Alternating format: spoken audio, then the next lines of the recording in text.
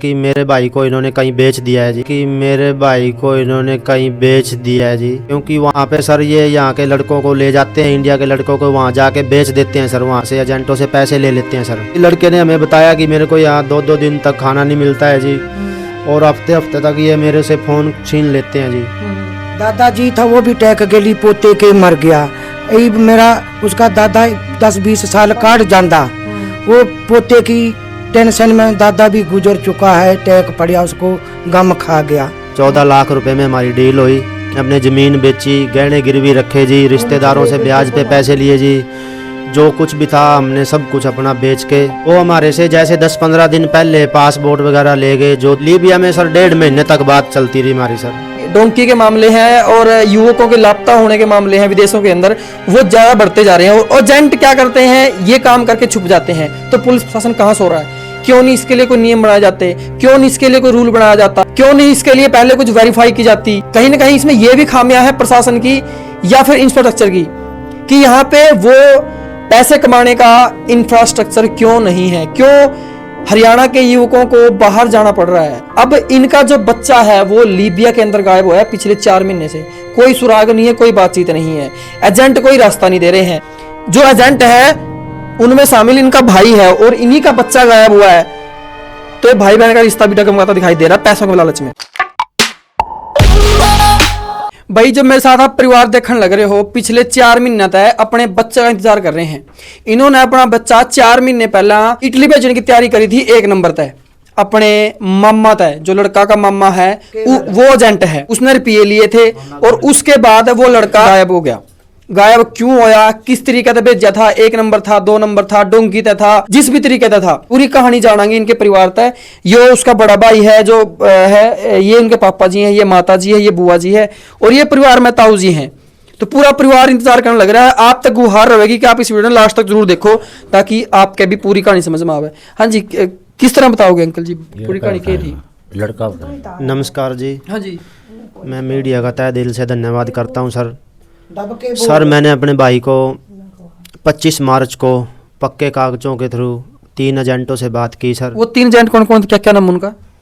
जिसमें एक का नाम तो सर फूल सिंह है और दूसरा लेखराज है, गांव मुनक, जिला करनाल के रहने वाले हैं ये। और तीसरा एजेंट जो प्रेम कुमार है, जो इनका मेन एजेंट है जी, वो प्रेम कुमार है जी, वो जिला कैथल का रहने वाला है जी। अच्छा।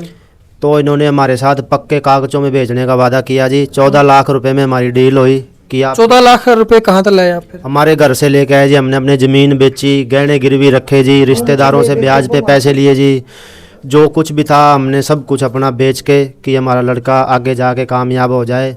और इन्होंने हमारे साथ झूठे वादे किए कि आपका लड़का 70-80 हज़ार रुपये महीना में कमाएगा इटली में, और 2 साल के अंदर पक्का भी हो जाएगा जी। 2 साल का वर्क परमिट है, उसको कोई भी वहाँ पे रोकने वाला नहीं है, ना उसको कोई काम। उसके बाद क्या हुआ? जैसे आपने पैसे दिए या फिर आपने बात करी पक्के कागजों की, उसके बाद क्या क्या हुआ? वो हमारे से जैसे 10-15 दिन पहले पासपोर्ट वगैरह ले गए, जो ज़रूरी दस्तावेज थे वो लेके गए जी। घर पे आए तो घर से कागज़ वगैरह लेके जाने के बाद तो उन्होंने फ़ोन किया कि 25 मार्च को तुम्हारा लड़का जो राजकुमार है, मेरा भाई जिसकी उम्र 26 वर्ष है, कि वो अमृतसर से उसकी फ़्लाइट होएगी सर। अच्छा। वो मेरे घर से मेरे भाई को लेके गए, कपड़े जो भी थे उसका सब कुछ सामान लेके गए, सब कुछ अमृतसर से इन्होंने बिठाया जी। फ़्लाइट करवाई वहाँ से। तो सर वहाँ से जैसे फ़्लाइट करवाई, 1-2 दिन तक बातें होती रही। इन्होंने सर अमृतसर से दुबई भेजा जी। पैसे किस टाइम दिए आपने? पैसे तो यहीं से पहले ले लिए थे जी उन्होंने, फ्लाइट करवाने। हाँ जी, फ्लाइट करवाने से पहले पैसे ले लिए थे और हमारे को बताया कि 1-2 दिन में तुम्हारा लड़का इटली पहुंच जाएगा जी। इन्होंने सर जैसे बीच में रोक रोक के फ्लैटें करवाते रहे। हम इनसे पूछते रहे कि हमने तो आपके सीधे पैसे दिए हैं 14 लाख रुपए, आप सीधे क्यों नहीं भेज रहे? तो इन्होंने हमारे को आश्वासन दिया कि ये भी सीधी फ्लाइट है, 1-2 घंटे का स्टे होता है। किसी भी देश में अगर रुकते हैं एयरपोर्ट से स्टे होती है, फिर दूसरी टिकट तैयार होने के बाद फिर आगे चले जाते हैं सर। इन्होंने सर अमृतसर से दुबई, दुबई से इजिप्ट से लीबिया भेजा सर। और लीबिया में सर ये 4 बच्चे इकट्ठे गए सर, और 4 में से 2 तो इन्होंने आगे निकाल दिए सर, 1-2 दिन के अंदर आगे निकाल दिया सर। मेरा भाई राजकुमार और एक लड़का साहिल है सर, कैथल के पास कालरम गांव है सर। वो दोनों लड़के इन्होंने बीच रास्ते फंसा दिए जी। सर फिर ये हमें झूठे आश्वासन देते रहे। लीबिया में कितने दिन तक बात हुई? लीबिया में सर 1.5 महीने तक बात चलती रही हमारी सर। अच्छा, 1.5 डेढ़ महीने से लीबिया में कहाँ थे वो? लीबिया में सर कोई शहर का नाम तो मुझे पता नहीं है सर। ये हफ्ते 10 दिन में बात करवाते थे सर। एक दिन जैसे ठीक ठाक पूछ लिया, भी आपका लड़का ठीक है, खाना पीना सही मिल रहा है सर। फिर जी लड़के ने हमें बताया कि मेरे को यहाँ 2-2 दिन तक खाना नहीं मिलता है जी, और हफ्ते हफ्ते तक ये मेरे से फ़ोन छीन लेते हैं जी। तो हम एजेंटों के घर भी चक्कर काटते रहे जी। तो ये हमें झूठे आश्वासन देते रहे, भी आपके लड़के को आज निकाल देंगे, यानी कल निकाल देंगे, इटली पहुँच जाएगा जी। 8 जून रात को 12 बजे मेरे भाई से बात हुई राजकुमार से कि अब हमें आगे लेके जा रहे हैं, अगर 1 या 2 दिन मेरा फ़ोन बंद रहता है तो आपको घबराने की ज़रूरत नहीं है जी। चलो जी, हमने 1-2 दिन देखे, 3 दिन देखे, हफ्ता देखा, फिर हमने एजेंट के पास गए, भी राजकुमार का फ़ोन नहीं आ रहा भाई, हमारी बात करवाओ। तो इन्होंने हमें झूठे आश्वासन देते रहे, भी आपका लड़का इटली पहुंच चुका है, जैसे ही 1-2 दिन में वो बाहर निकलेगा तो आपकी बात वहाँ का नंबर लेके आपसे वो खुद फ़ोन करेगा जी। ये हमें झूठे आश्वासन देते देते ये जो एजेंट हैं ये फरार हो गए जी, तीनों के तीनों। 4 महीने, कितने महीने की बात होगी वो? ये जी 8 जून के बाद देखो अब 4था महीना लग गया जी। इस 8 तारीख को 4 महीने हो जाएंगे जी। अभी भी राजकुमार का कोई अता पता नहीं है, वो कहाँ पुलिस प्रशासन पे आपने मतलब एफआईआर वगैरह करवाई? हाँ जी, एफआईआर करवाई थी सर मैंने 3/8/2023 को सदर थाना बोली पानीपत में जी। 190 नंबर एफआईआर है जी। तो क्या कुछ कार्रवाई देखने को मिल रही है पुलिस की तरफ से? कार्रवाई तो बस कर रहे हैं, वो घर जाते हैं कि आगे ताले लगे हुए हैं, आरोपी फरार हैं, हम किसको उठा के ले आएँ जी, हमें ये बात बोल देते हैं जी। अभी तक इनमें से कोई भी आरोपी गिरफ्तार नहीं हुआ सर। और ये जो तीनों आरोपी हैं ये बहुत तेज़ हैं सर, ये बारों बार तारीखें लगा रहे हैं। पहले इन्होंने चंडीगढ़ में लगाई सर, उसकी भी अभी डेट मिली हुई है सर, 9 तारीख मिली हुई है सर। तारीख किस चीज़ की? ये अपना केस रफा दफा करने की ये वाला? हाँ जी, ये हमें सर अब आज तक तो मिले नहीं है सर। ये चोरी छिपे जो इनके रिश्तेदार हैं वो बारों बार इनके कागज डॉक्यूमेंट ले जाके तारीखें लगा रहे हैं। आपने खुद के तौर पर कुछ पता करने की कोशिश करी लीबिया के अंदर? हाँ जी सर, मैंने भारतीय दूतावास में भी मेल वेल डाल लिया सर। तो वहाँ से बात होती रहती है, जो अमेसी या टोनीशिया में सर मैडम से बात होती रहती है, लेकिन अभी कोई भी सुराग नहीं मिला जी वहाँ से। वहाँ की जेलों में पता करा कुछ? हाँ जी, वहाँ की जेलों में सभी में पता कर लिया, कोई भी किसी भी जेल के अंदर नहीं है जी वो। अच्छा, जो मानव तस्कर वाली बात सामने आई है लीबिया के अंदर, उसका क्या आपने आरोप भी लगाए हैं? हाँ जी, मेरे को पूरा शक है कि मेरे भाई को इन्होंने कहीं बेच दिया है जी, क्योंकि वहाँ माफिया राज है, वहाँ सर कोई भी सरकार नहीं है। वहाँ पे सर ये यहाँ के लड़कों को ले जाते हैं, इंडिया के लड़कों को वहाँ जाके बेच देते हैं सर, वहाँ से एजेंटों से पैसे ले लेते हैं सर। वो सारा मुस्लिम देश है सर, तो वहाँ पे बेच के ये तो पैसे कमा लेते हैं, लेकिन कोई भी मेरे भाई का किसी भी तरह का कोई भी सुराग नहीं मिला अब तक जी।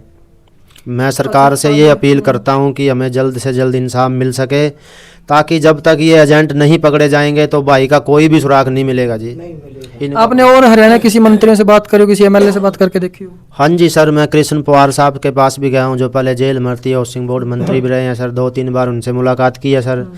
फिर गृह मंत्री अनिल विज के पास भी गए हैं सर 2 बार, लेकिन सर कोई भी कार्रवाई नहीं हो रही है। एसपी साहब से मिल चुके हैं 5 बार, डीएसपी साहब से मिल चुके हैं जी, लेकिन मामले में पूरी डील चल रही है जी, कोई सख्ती से कार्रवाई नहीं हो रही जी अभी तक। सख्ती तो कुछ भी नहीं हो कोई इसमें देखने वाली बात ये है, सोचने वाली बात ये है पुलिस प्रशासन के लिए और हरियाणा प्रशासन के लिए, कि जितने ये एजेंट यहाँ पे चल रहे हैं इनका कोई सॉल्यूशन क्यों नहीं है? क्योंकि ये मामले दिन प्रतिदिन बढ़ते जा रहे हैं। जो भी डोंकी के मामले हैं और युवकों के लापता होने के मामले हैं विदेशों के अंदर, वो ज़्यादा बढ़ते जा रहे हैं। और एजेंट क्या करते हैं, ये काम करके छुप जाते हैं। तो पुलिस प्रशासन कहाँ सो रहा है? क्यों नहीं इसके लिए कोई नियम बनाए जाते? क्यों नहीं इसके लिए कोई रूल बनाया जाता? क्यों नहीं इसके लिए पहले कुछ वेरीफाई की जाती? परिवारों को लालच होता है पैसे कमाने का, अपना परिवार चलाने का, इसलिए ही इनके बच्चों को ये भेजते हैं, और बच्चे भी ज़्यादा पैसे कमाने के लालच में बाहर जाते हैं। कहीं ना कहीं इसमें यह भी खामियां है प्रशासन की या फिर इंफ्रास्ट्रक्चर की, कि यहाँ पे वो पैसे कमाने का इंफ्रास्ट्रक्चर क्यों नहीं है? क्यों हरियाणा के युवकों को बाहर जाना पड़ रहा है? कई साल पहले ये चलन था, पंजाब में था, अब हरियाणा में है। हर तीसरे दिन खबर आती है कि फलाना युवक फलाने देश में मर गया, फलाना युवक फलाना में फंस गया और पहुंचा नहीं है, एजेंट ने पैसे ठग लिए, बीच में पड़े हैं। अब इनका जो बच्चा है वो लीबिया के अंदर गायब हुआ है पिछले 4 महीने से, कोई सुराग नहीं है, कोई बातचीत नहीं है, एजेंट कोई रास्ता नहीं दे रहे हैं। पिछले 4 महीने की अगर बात कराऊं तो इनके घर में एक मौत भी हो चुकी है। जो युवक लापता हुआ है उसके दादाजी भी जो है एक्सपायर हो गए हैं। जमीन इनकी गिरवी रखी हुई है। जिस मकान में ये रह रहे हैं वो भी गिरवी रखा हुआ है।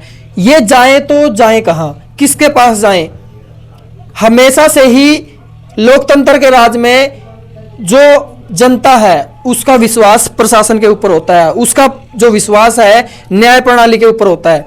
लेकिन कहीं ना कहीं वो व्यवस्था भी यहाँ पे इस मामले की अगर पर्सनली बात करूं तो डगमगाती दिखाई दे रही है। अब इसका सॉल्यूशन क्या रहेगा वो अपने विचार आप कमेंट में जरूर देना। और इनकी तरफ से ये लास्ट में क्या कहना चाहेंगे, बार इनकी माता जी से पूछ लेते हैं, क्योंकि इनका भाई है, इनके अंदर जो एजेंट है उनमें शामिल इनका भाई है और इन्हीं का बच्चा गायब हुआ है।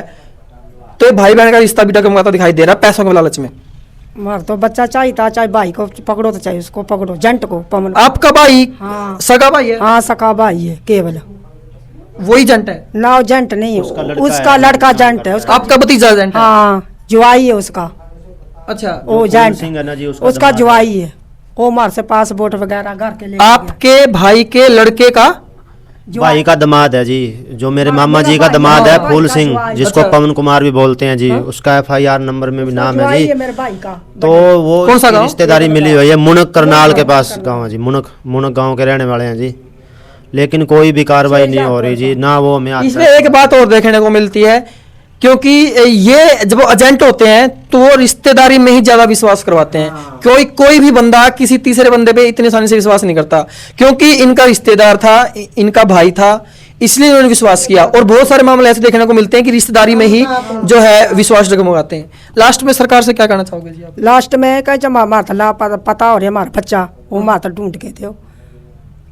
आपने विश्वास, आपको पता जिंदा है या कैसे है? सवास मार तो पता नहीं है जिंदा है जो नहीं जिंदा। एक माँ का दिल के गवा है। माँ का दिल क्या कहना, माँ का दिल खाट पे लाग रहा। खाट पाला। नमस्कार जी, मैं ऐसे बोल रही हूँ, राजकुमार मारा लापता हो रहा। बेटा हमारी कवस्ती है, सरकार आगे आई हमारे बच्चे का लापता करके हमारे को बताया जावे। मेरा परिवार सारा खाट में लगा पड़ा, कुछ खाना भी नहीं मिल रहा। टूम थी, बहू की जमीन थी, वह भी बेच करके बच्चे को विदेश भेजा। हमारे को कोई पता नहीं है। इसका मामा केवल है, पवन कुमार उसका जुआई है, दोनों रल मिल के हमारे को पता नहीं बच्चे को कहाँ बेच दिया, कहाँ खपा दिया। आपका भाई बात नहीं कर रहा आप तक जी? ना हमारे भाई को नहीं बात कोई मारते। लाभ क्या भाई नहीं आप? हो रहा। 3 भाई है तीनों में कोई बात नहीं कर रहे? ना, कोई भी नहीं कर रहे मारते बात।